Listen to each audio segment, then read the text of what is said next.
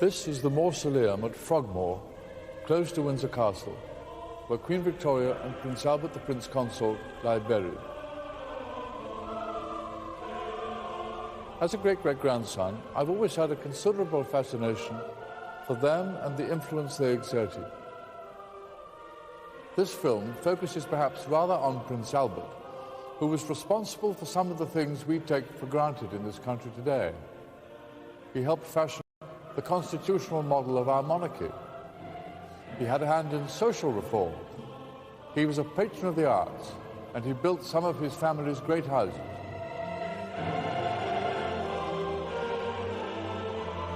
And above all, he was a staunch family man, deeply in love with Queen Victoria. When he died at the tragically early age of 42, his broken-hearted queen was left to mourn her husband for the remaining 40 years of her reign.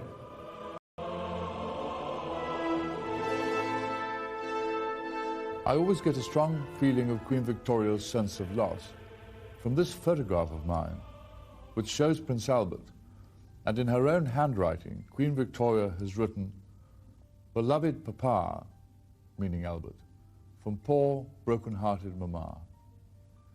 When she wrote it, the Prince Consort had already been dead for 2 months.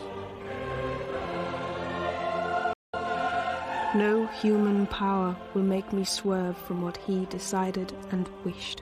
Queen Victoria vowed sadly after the Prince Consort's death, and right up until the Queen's Diamond Jubilee in 1897 that crowned the remaining 40 years of her lonely reign, she was guided by Prince Albert.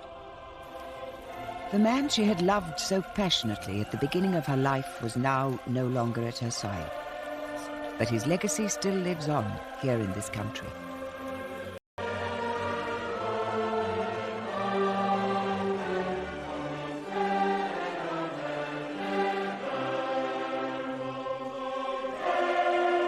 He designed and built royal palaces. He modernized existing ones. Organizations that he headed put up great buildings.